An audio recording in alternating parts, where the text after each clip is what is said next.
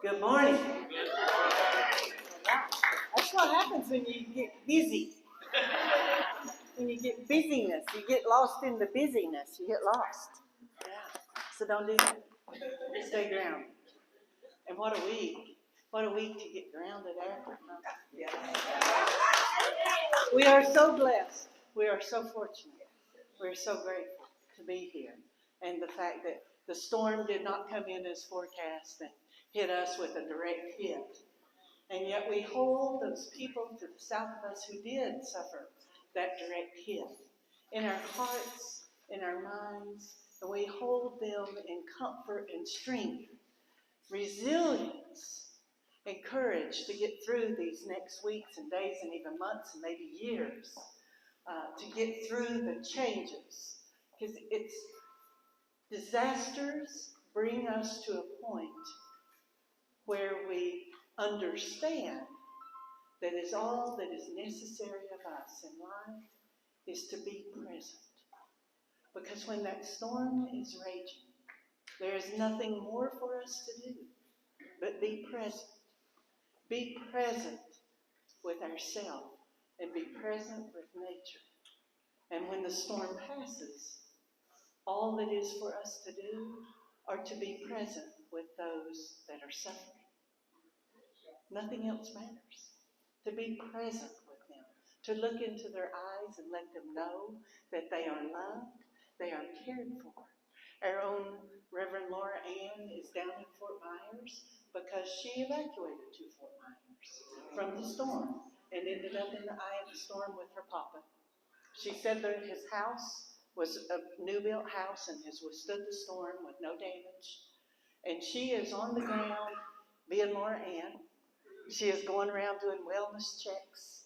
Her sisters who are outside the area up north are sending her texts of people that are on Facebook that are saying that they're in need. And Laura Ann, if she can get to them, she's going to them with wellness checks. Nurse that she is, minister that she is. She said, I'm a nurse, is there anything I can do for you? And when they say no, she says, I'm also a minister, can I pray for you? Yes. And I told her the most important thing is just be present with them.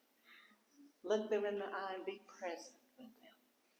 Because that's all we can do. So I know that they had so many call-outs for help and assistance, that although they don't want people necessarily going down there because of the roads and the dangers, but they're asking for virtual assistance, volunteer positions you can do virtually, and you can always give blood because blood is always needed at a time like this. So do what you can and what you feel called to do. And we are a beautiful, wonderful community, and I know you will join me in that, in doing all that we can. What a blessed day. If you joined us for the first time, that song is new to you maybe. That's the Cherokee Morning Song. It's a song paying homage to my ancestry. My maternal grandparents are Cherokees. And that song, the Cherokee women go down to the river, face the sun coming up in the east, and sing that song. And the words to that song simply mean, I am of the Great Spirit. I am of the Great Spirit. It is a proclamation and invocation that I am of the Great Spirit and all is well. So we are of the Great Spirit and all is well this morning. We also like to start here at Unity of Gulfport. We are a non-denominational New Thought community brought together in love. We share the teachings of Science of Mind, of the Association of Global New Thought, and of Unity Principles. So if you will, stand up with us, and we will do the great invocation written by Charles Fillmore. Charles and his wife Myrtle were the founders of the Unity movement in the late 1800s. We are now in the presence of pure being and immersed in the Holy Spirit of life, love, and wisdom.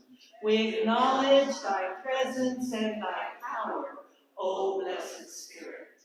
In thy divine wisdom, now erase our mortal limitations, and from thy pure substance of love, bring into manifestation our world according to thy perfect law.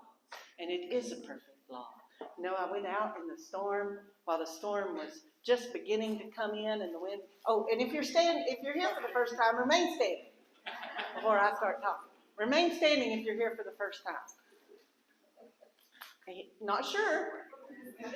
Not sure. Is he here for the first time or no? Our greeters are going to bring you a gift of a mala bracelet. What we hope that you will do with that mala bracelet is while the service is going on and something touches your heart, just put your hand over that mala bracelet and infuse it with the energy of the moment. And then as you go about your day, your week, your month, and you find a challenge, you can look down at that bracelet and return to the energy of this moment in that bracelet.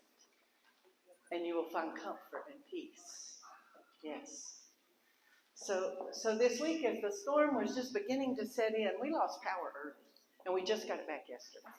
But we lost power on Wednesday, first thing at 11 o'clock in the morning before meditation, so I had to cancel Wednesday meditation.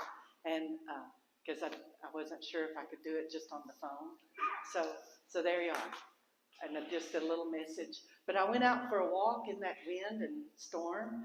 And what an amazing experience to walk out in that while it's still not at a danger zone.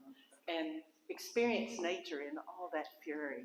And let anything that is not serving you fall away from you. And that Brother Wynn took it. I mean, Brother Wynn was coming in strong and just took that.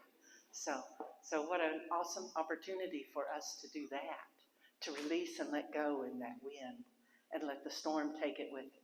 Amen. Yes. Yes. Let it take it. Yes. So right now I would like to call up Bill Thomas, our board president, and we have a membership certificate from